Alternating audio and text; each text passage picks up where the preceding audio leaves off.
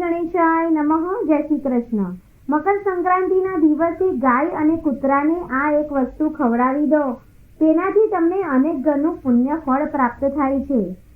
હિન્દુ ધર્મમાં મકર સંક્રાંતિનું મહત્વ સંક્રાંતિમાં સૌથી વધુ માનવામાં આવે છે. એક વર્ષમાં કુલ 12 સંક્રાંતિ હોય છે. જો તમે પણ પુણ્યદાનમાં વિશ્વાસ રાખો છો તો આ વિડીયો અંત સુધી ચોક્કસ જોજો. જ્યારે સૂર્ય કોઈ પણ રાશિમાં પ્રવેશ કરે છે ત્યારે તેને સંક્રાંતિ કહેવાય છે. સૂર્ય મકર રાશિમાં પ્રવેશે તેને મકર સંક્રાંતિ કહેવાય છે. મકર સંક્રાંતિના દિવસે સૂર્યદેવની પૂજા કરવાથી ખૂબ જ શુભ ફળની પ્રાપ્તિ થાય છે. વ્યક્તિને આખું વર્ષ સૂર્ય ભગવાનની કૃપા મળે છે અને વ્યક્તિના જીવનમાં દર વખતે ખૂબ જ મહત્વપૂર્ણ ફેરફારો થાય છે. જાન્યુઆરી મહિનામાં સંક્રાંતિનો તહેવાર ઉજવવામાં આવે છે. મકર સંક્રાંતિના દિવસે સૂર્ય ભગવાન મકર રાશિમાં પ્રવેશ કરે છે. શનિદેવ મકર અને કુંભ રાશિના સ્વામી છે. તેથી જ માનવામાં આવે છે કે આ દિવસે સૂર્ય ભગવાન તેમના પુત્ર શનિને મળવા જાય છે. બંનેના મિલનને મકર સંક્રાંતિના તહેવારના નામથી ઉજવવામાં આવે છે. મકર સંક્રાંતિનું મહત્વ વર્ણવતા ભગવાન શ્રી કૃષ્ણ કહે છે કે જે આ સમયે પોતાના પ્રાણનું બલિદાન આપે છે તેને મોક્ષ મળે છે. મહાભારત કાળમાં ભીષ્મ પિતાએ સૂર્યના ઉત્તરાયણ થતાં જ પોતાના પ્રાણ ત્યાગ કર્યા હતા. તમામ સંક્રાંતિમાં મકર સંક્રાંતિના તહેવારને સૌથી મહત્વપૂર્ણ સ્થાન આપવામાં આવ્યું છે.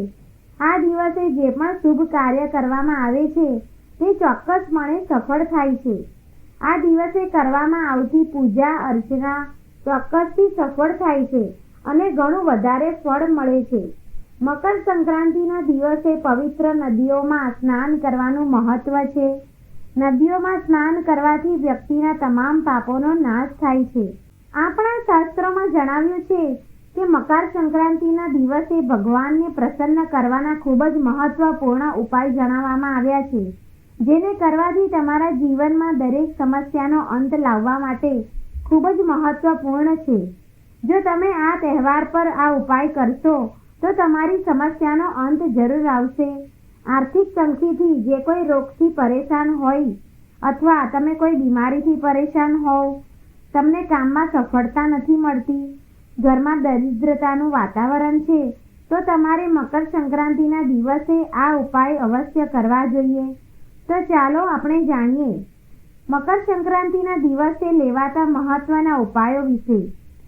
મકર સંક્રાંતિના સૌથી મહત્વપૂર્ણ ઉપાય શાસ્ત્રોમાં કહેવાયું છે કે જો તમે દરરોજ સૂર્યને પાણી અર્પિત નહીં કરતા તો મકર સંક્રાંતિના દિવસે સૂર્યદેવને પાણી અવશ્ય અર્પણ કરવું જોઈએ.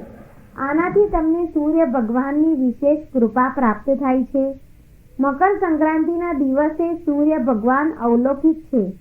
આ દિવસે સૂર્ય ભગવાનની પૂજા ખૂબ જ મહત્વ ધરાવે છે. જો તમે થોડા તલ ઉમેરી શકો છો અને સૂર્યને જળ અર્પિત કરતી વખતે પાણીમાં ગોળ નાખવાથી વધુ શુભ ફળ મળે છે. આ દિવસે સૂર્યને અર્પિત કરવાથી તમારા જીવનમાં તમામ ગ્રહો પ્રભાવિત થશે. તમે શાંત થશો અને તમને ગ્રહ દોષથી રાહત મળશે. તમારા જીવનમાં મુશ્કેલીઓ ચાલી રહી છે, તમારી લાંબા સમયથી અટકેલી સમસ્યા પણ પૂર્ણ થશે. જો તમે કોઈ રોગ કે બીમારીથી પરેશાન છો તો આ ઉપાય અવશ્ય કરો. સૂર્ય ભગવાનની કૃપાથી તમને રાહત મળશે. તમામ સમસ્યાઓથી તમે રોગ અને બીમારીઓથી મુક્ત રહેશો. ભગવાન સૂર્યની સાથે સાથે મકર સંક્રાંતિના દિવસે ભગવાન વિષ્ણુ અને દેવી લક્ષ્મીની પૂજા કરવાનો નિયમ છે. આ દિવસે ભગવાન વિષ્ણુ અને માતા લક્ષ્મીને તિલક ચડાવવાથી ફાયદો થાય છે. સંક્રાંતિના દિવસે ગરીબીમાંથી મુક્તિ મેળવવા માટે સફેદ તલમાંથી લાડુ બનાવવામાં આવે છે, પરંતુ આ દિવસે કાળા તલમાંથી લાડુ બનાવવાનું પણ અનેરું મહત્વ છે. આ દિવસે કાળા તલ અને ગોળમાંથી બનાવેલા લાડુ અર્પણ કરીને શનિદેવના આશીર્વાદ મળે છે. સંક્રાંતિના દિવસે શનિ મંદિર અવશ્ય જાઓ અને કોઈ ગરીબ વ્યક્તિને સફેદ તલ અથવા કાળા તલના લાડુ અર્પણ કરો. પરંતુ જે પણ સમસ્યા સર્જાઈ રહી છે તેનાથી મુક્તિ મેળવવા માટે આ દિવસે તમારા ઘરના દરવાજે આવતી ગાય માતાને લીલો ચારો ખવડાવો અને તેને નમસ્કાર કરો. ગાય માતાના આશીર્વાદથી તમામ ગ્રહોના દૂષણોનો નાશ થશે. જો તમે ફ્લેટમાં રહો છો તો તમારે જ્યાં ગાય હોય ત્યાં જઈને લીલો ચારો ખવડાવવો જોઈએ અને ગાય માતાને પ્રણામ કરવા જોઈએ. તેનાથી તમને અનેક ગણો પુણ્યફળની પ્રાપ્તિ થાય છે અને તમારા જીવનમાં ચાલી રહેલી બધી સમસ્યાઓનો અંત આવશે. આ દિવસે ગાયને બાફેલી બાજરી અને બાફેલા ઘઉં પણ ખવડાવવામાં આવે છે. આ દિવસે કાળા કૂતરાને રોટલી નાખવાથી શનિદેવ પ્રસન્ન થાય છે. સંક્રાંતિના દિવસે તમારે રાત્રે સૂતી વખતે આ એક ઉપાય અવશ્ય કરવો જોઈએ. આનાથી તમને માનસિક તાણમાંથી રાહત મળે છે. સૂતી વખતે પલંગ પાસે પાણી ભરેલું તાંબાનું વાસણ રાખો અને સવારે પીવો. આનાથી તમને શારીરિક અને માનસિક તાણમાંથી રાહત થશે. તાંબુ એ સૂર્ય ભગવાનની ધાતુ માનવામાં આવે છે, માટે એમાં રાખીને પાણી પીવાથી શરીરને ખૂબ જ લાભ થાય છે. શમીનું વૃક્ષ શનિદેવને ખૂબ જ પ્રિય છે. મકર સંક્રાંતિના દિવસે સૂર્ય ભગવાન તેમના પુત્ર શનિને મળવા આવે છે. તેથી જ શમી વૃક્ષની પૂજા કરો. આ દિવસે વિશેષ મહત્વ છે. આ દિવસે જો તમે શમીનું વૃક્ષ વાવી તેની પૂજા કરશો તો તમને સૂર્યદેવ અને શનિદેવ બંનેની વિશેષ કૃપા પ્રાપ્ત થશે. સંક્રાંતિના દિવસે એક કપમાં પાણી ભરીને તેમાં 4 થી 5 લવિંગ નાખીને ઉત્તર દિશામાં રાખો. આમ કરવાથી ઘરમાં ધનની વૃદ્ધિ થાય છે અને ઘરમાં દેવી લક્ષ્મીનું આગમન પણ થાય છે. સાથે જ ઘરમાં સુખ અને શાંતિ આવે છે. સંક્રાંતિના દિવસે રાજા ભગીરથે તેમના પૂર્વજોને તર્પણ અર્પણ કર્યું હતું.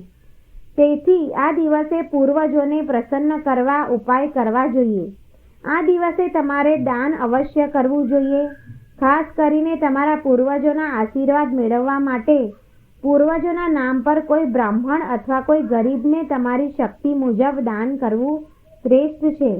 તેનાથી પૂર્વજો પ્રસન્ન થાય છે અને પીપળે પાણી રેડવું જોઈએ. આ રીતે મકર સંક્રાંતિના દિવસે તમે ભગવાન સૂર્યની કૃપા મેળવી શકો છો. આશા રાખું છું કે તમને આ લેખ પસંદ આવ્યો હશે. તો વિડીયોને લાઈક કરો, તમારા સગા સંબંધીઓ સાથે શેર કરો અને ચેનલને તમે પહેલીવાર જોઈ રહ્યા હોય તો સબસ્ક્રાઈબ જરૂર કરો.